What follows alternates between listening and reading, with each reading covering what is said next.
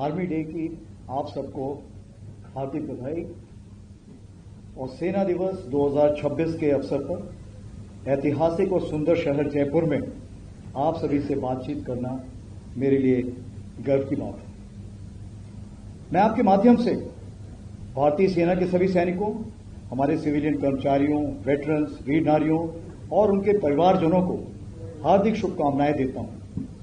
इस पावन अवसर पर हम उन वीर सैनिकों को श्रद्धापूर्वक नमन करते हैं जिन्होंने देश की सेवा में सर्वोच्च बलिदान दिया। मैं राजस्थान सरकार और खासकर जयपुर के नागरिकों को तहे दिल से धन्यवाद देता हूं।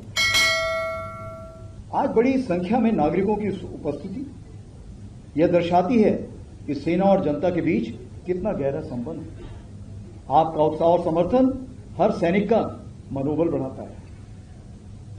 जयपुर में सेना दिवस का आयोजन सेना को नागरिकों के और करीब लाने का प्रयास है। परेड के अलावा नो योर आर्मी मेला जैसे कार्यक्रमों ने इस संबंध को और मजबूत किया। आज शाम शौर्य संध्या में ऑपरेशन सिंदूर के दौरान सेना के साहस, अनुशासन और क्षमता का प्रदर्शन किया जाएगा। ऑपरेशन सिंदूर ने एक नया नॉर्मल स्थापित किया है। इस ऑपरेशन ने भारतीय सेना की तेज प्रतिक्रिया, बेहतर समन्वय और सटीक कार्यवाही की क्षमता का दर्शाया है। यह एक परिपक्व, आत्मविश्वासी और जिम्मेदार बल की तस्वीर प्रस्तुत करता है जो राष्ट्रीय हितों की रक्षा के लिए पूरी तरह सक्षम है। पिछले कुछ वर्षों में भारतीय सेना की सोच में एक स्पष्ट बदलाव आया। हम केवल वर्तमान चुनौतियों पर ही नहीं बल्कि भविष्यों के युद्धों की तैयारी में भी गंभीरता से काम कर रहे हैं। इसी दिशा में नई संरचनाएं यानी नए स्ट्रक्चर्स बनाए जा रहे हैं जिन्हें भविष्य की आवश्यकताओं के अनुसार इक्विप और ट्रेन किया जा रहा है। इस परिवर्तन प्रक्रिया के अंतर्गत Bhairav battalions, Ashwini platoon, Shaktibaan regiment, Divyastra battery जैसे नई इकाइयां खड़ी की गई हैं जिनको आज आपने परेड के दौरान खुद देखा हुआ है। ये संरचनाएं भविष्य की चुनौतियों के अनुरूप एक एजाइल, रिस्पॉन्सिव और मिशन ओरिएंटेड सेना के निर्माण को दर्शाती है। हमारे इस परिवर्तन की आधारशिला आत्मनिर्भरता है जिसकी झलक आपको परेड के दौरान मेड इन इंडिया उपकरणों के द्वारा देखने को मिली। भारतीय सेना को भविष्य में भी ऐसे वेपन सिस्टम्स और इक्विपमेंट चाहिए जो भारत में ही डिजाइन और डेवलप किए जाएं। इंडिजिनाइजेशन अब केवल लक्ष्य नहीं बट आज की तारीख में ये एक रणनीतिक आवश्यकता बन चुकी है। हम डुअल यूज रिसोर्सेज पर भी विशेष जोर दे रहे हैं। ऐसे संसाधन जो मिलिट्री और सिविलियन दोनों उद्देश्यों के लिए उपयोगी हो, जो इंफ्रास्ट्रक्चर, टेक्नोलॉजी और इनोवेशन सेना के लिए विकसित हो, वह देश के समग्र विकास में भी योगदान दे।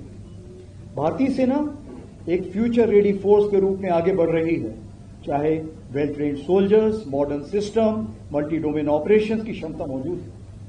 टेक्नोलॉजी का उपयोग सोल्जर को विस्थापित करने के लिए नहीं बल्कि उसे और सक्षम बनाने के लिए किया जाए। अब तक की प्रगति को आगे बढ़ाते हुए अगले 2 वर्षों को सेना ने एयरसॉफ्ट नेटवर्किंग और डेटा सेंट्रिसिटी के रूप में अपनाया है। इससे कनेक्टिविटी, इंफॉर्मेशन फ्लो और डिसीजन मेकिंग और बेहतर हो। आज की परेड परंपरा और परिवर्तन का सुंदर संगम देखने को मिला। नेपाल आर्मी बैंड ने हमारे प्रगाढ़ संबंधों को दर्शाया जबकि नई इकाइयों की भागीदारी ने सेना की उभरती शक्ति को प्रदर्शित किया। मैं साउथ वेस्टर्न कमांड और सभी परेड में शामिल सैनिकों को आर्मी डे परेड के सफल आयोजन के लिए बधाई देता हूं। अंत में एक बार फिर मैं जयपुर के नागरिकों, राजस्थान सरकार और मीडिया का हार्दिक धन्यवाद करता हूं। आपका विश्वास और समर्थन ही भारतीय सेना की सबसे बड़ी ताकत है। धन्यवाद। जय हिंद। जैसे कि आपको पहले बताया, चीफ ऑफ आर्मी स्टाफ साहब अभी 4 से 5 क्वेश्चंस लेंगे। शुरू करेंगे हम लोकल मीडिया से। Suparna Roy, times of India, Jaipur.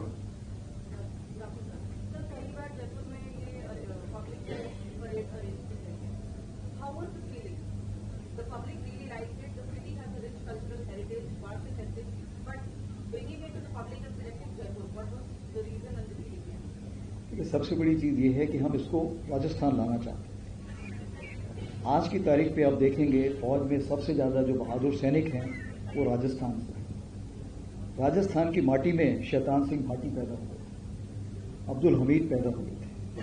कहने का ये मतलब है ये ऐसी जमीन है जहां पर सारे वीरों ने इतिहास रचा है, या तो यहां पैदा हुए हैं, यहां पर इतिहास रचा है। मैं खुद भी कमीशन के बाद यहाँ पे बीकानेर के पास एक खाजेवाला जगह है, वहां पर था और मैंने खुद भी बटालियन कमांड राजस्थान में ही की। तो इससे एक प्यार हमेशा उमड़ा हुआ है। अगर हम राजस्थान की बात करें तो मैंने आपको जैसे बताया कि परंपरा और परिवर्तन ये दो चीजें सेना बहुत महत्व देती है, और यही चीज आप जयपुर में भी देखेंगे। ये जयपुर ऐसा शहर है जहां पे परंपरा सदियों से चली आ रही है और परिवर्तन भी उसके साथ चला आ रहा है। तो जब दो सेनाएं और जयपुर की माहौल जब एक ही एकाग्रता या एक ही कन्वर्जेंस रखती है तो क्यों ना जयपुर को ऐसे चुना जाए। और मैं यहाँ के नागरिकों को बहुत बहुत धन्यवाद देना चाहता हूं कि आपने इसको दोनों हाथों से अपनाया और जिस तरह से आपने इस परेड के लिए सपोर्ट किया, चाहे वो आम नागरिक हो, चाहे वो यहाँ का एडमिनिस्ट्रेशन हो, मैं तहे दिल से दोबारा एक बार धन्यवाद देना चाहूंगा कि अगर आज ये परेड आप लोगों को अच्छी लगी है तो इसमें जयपुर के निवासियों का और राजस्थान सरकार का बहुत बड़ा हाथ है। Next Nandita Dagar from Doordarshan. Sir, आपने ये बोला है कि ये डेकेड ऑफ ट्रांसफॉर्मेशन है और वो ट्रांसफॉर्मेशन जो था हमने अपनी फौज का आज देखा लाइव। दिव्यास्त्रा बैटरी और शक्तिवान रेजिमेंट, हमारे दो कंटिजेंट्स जो थे भैरव बटालियन के, तो सर फ्यूचरिस्टिक वॉरफेयर का भी हमने नमूना देखा। तो sir what are the key messages जो हम एक तो हमने जयपुर में होल्ड किया जो साउथ वेस्टर्न कमांड का एक हमारी फ्रंटियर कमांड है and post operation, what are the key messages that we are trying to send to our enemies and to our countrymen that you are trying. तो आपने सही सवाल पूछा है कि दुश्मन के लिए और हमारे खुद देश के लिए क्या इसमें मैसेज है।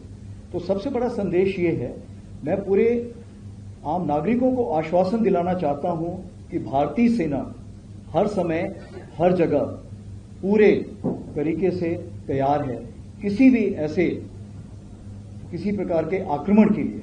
तो ये मैं बताना चाहता हूं, जिसको हम बोलते हैं ऑफ प्रिपेयर्डनेस हमारी पूरी है। दूसरी चीज, जैसे आपने फ्यूचर वॉरफेयर यानी भविष्य में लड़ाई कैसी होगी, क्या हम उसके लिए तैयारी कर चुके हैं? जी हां, क्योंकि भविष्य की लड़ाई हर दिन बदलती रहेगी, इसलिए आज की तारीख पे जो हमें उचित लगा हमने उसकी तैयारी की और परेड में हमने उसे आपको दिखाया। आगे आने वाले दिनों में हम ऐसी तैयारी और बढ़ाते रहेंगे। तो ये मैं आपको दूसरा आश्वासन दिलाना चाहता हूं कि भारतीय सेना समय के साथ अपने आप को बदलती रहेगी और उभरती शक्ति में जो बदलाव लाने हैं उसको लाती रहेगी। और तीसरी चीज सबसे बड़ी ये है कि मैं यहां पर सबको एक धन्यवाद देना चाहता हूं कि आप जब भारतीय सेना को एक ऊंचे स्टेज पर ले जाते हैं या ऊंचे ओहदे पर ले जाते हैं तो हमारे भारतीय सैनिक का मनोबल बहुत ऊंचा होता है।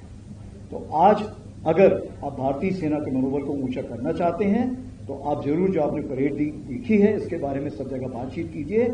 और मैं आपसे ये एक जरूर गुजारिश करूंगा, रिक्वेस्ट करूंगा कि भारतीय सेना का जवान तो सरहद पे खड़ा रहता है, लेकिन उसके परिवार की देखरेख एक आम नागरिक की जिम्मेवारी है। उसके लिए जरूर मैं चाहूंगा कि पूरा देश उसके परिवार की देखरेख की जिम्मेवारी संभाले। धन्यवाद। नेक्स्ट संदीप बोल, IANS news agency. Sir veterans day था और आप ही के टेन्योर में वेटरन्स अचीवमेंट अवार्ड भी शुरू किए गए। सर आप लोग जो ऑफिसर्स होते हैं, सोल्जर्स होते हैं, वो जब फोर्सेज में रहते हैं तब भी एक अपना जो है देश के लिए, निर्माण के लिए, नेशनल सिक्योरिटी करने जो मजबूत देते रहते हैं। लेकिन रिटायरमेंट के बाद जब वो एक्स सर्विसमैन हो जाते हैं, वेटरन्स हो जाते हैं, तो उनके रोल को आप किस तरीके से देख रहे हैं एज अ नेशनल बिल्डर? अगर हम वेटरन्स की बात करें तो मेरे ख्याल से फौजी की सबसे बड़ी खूबी वो कभी रिटायर नहीं होता। उसकी जो मानसिक सोच है वो कभी भी बदलाव नहीं लाती। अगर उसने सवेरे उठना है तो वो उठेगा, वर्जिश करनी है तो करेगा, लोगों को हेल्प करनी है तो करेगा।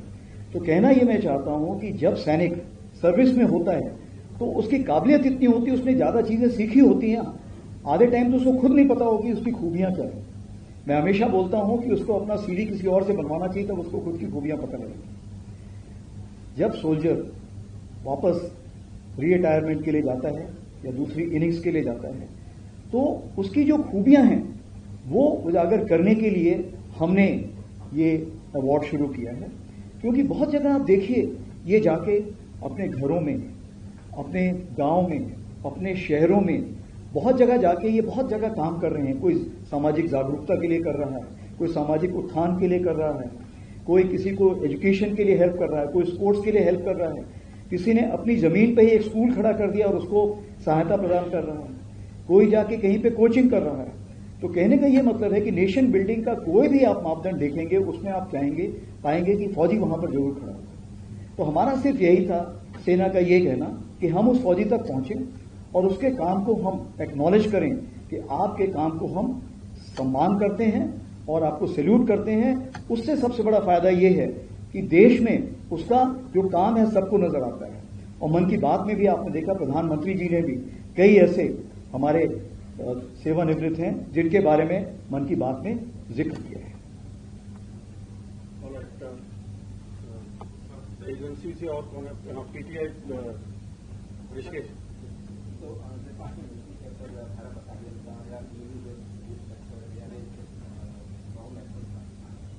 तो ये जो है कि आपके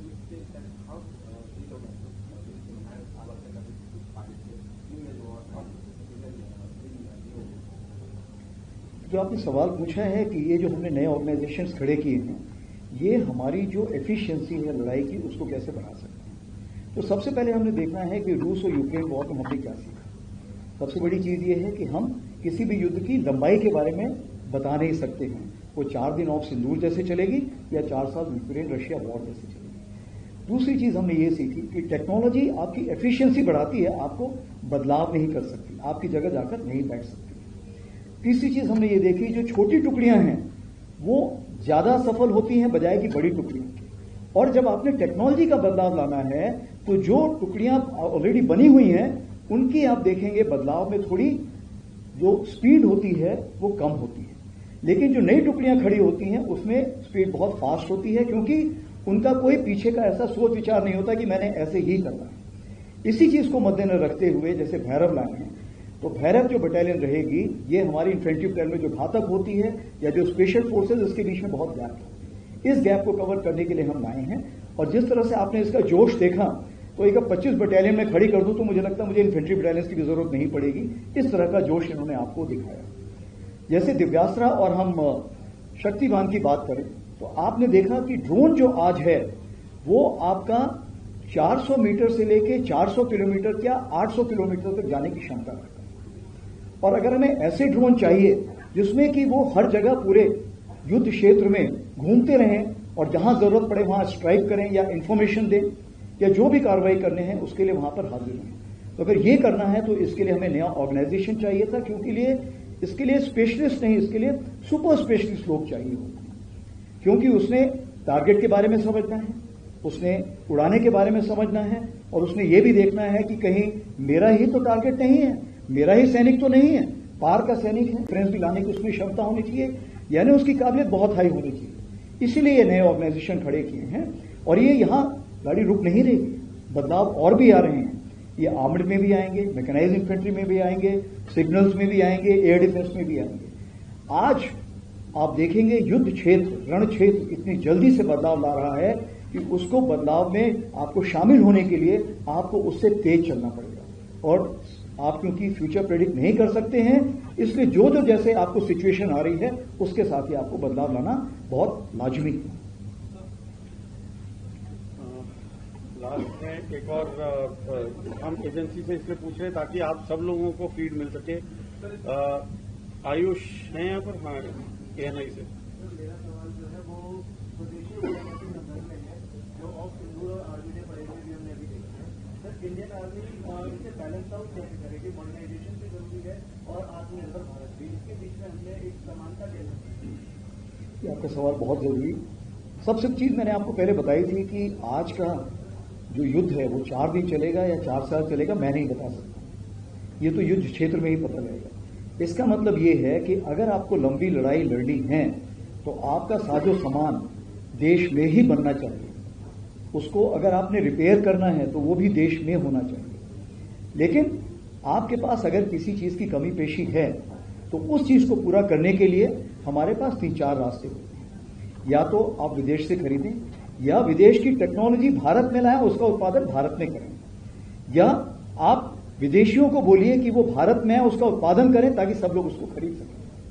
तो इस प्रकार के 3-4 ऐसे चैनल्स होते हैं जिसके थ्रू हम आत्मनिर्भरता बढ़ा सकते हैं। लेकिन सबसे बड़ी बात यह है कि रिसर्च एंड डेवलपमेंट, अनुसंधान जो है ये बहुत जरूरी चीज है। जब तक हमारा भारत अनुसंधान की तरफ ध्यान नहीं देगा और सिर्फ टेक्नोलॉजी लाता रहेगा और यहां बनाता रहेगा, तब तक हम लंबी लड़ाई लड़ने के काबिल नहीं होंगे और तब तक हम पूर्ण रूपेण आत्मनिर्भरता नहीं हासिल कर सकते। इसीलिए रिसर्च एंड डेवलपमेंट बेस बहुत जरूरी है। इसी चीज को मद्देनजर रखते हुए भारतीय सेना ने जो पहल की है वो डीआरडीओ के साथ, एकेडमिया के साथ, इंडस्ट्रिया के साथ, पॉलिसी मेकर जो हैं उनके साथ मिलके हम सोच विचार कर रहे हैं कि इसको आगे कैसे ले जाना है। उसी के मद्देनजर आईडेक्स स्कीम, अदिति स्कीम, ऐसे बहुत सारी स्कीम हमने बनाई हुई हैं जिसमें रिसर्च एंड डेवलपमेंट को बढ़ावा देते हैं। और जब वो हमें नए इक्विपमेंट देते हैं तो आज की तारीख पे हम उसे कम से कम 4 से 6 गुना ऑर्डर प्लेस कर सकते हैं। और जो नई हमारी डिफेंस एक्विजिशन प्रोसीजर आ रहा है उसमें ये दुगना बढ़ने जा रहा है। तो मैं आपके माध्यम से पूरी इंडस्ट्रीज को, सबको यही बताना चाहता हूं कि आत्मनिर्भरता के लिए भारतीय सेना पूरी तरह से तैयार है। उसके लिए आप इक्विपमेंट बनाइए, लाइए और लंबी दूरी की जितनी भी लड़ाई होनी है उस सब के लिए हम भारतीय सेना भारत से ही सारा आला खरीदेगी।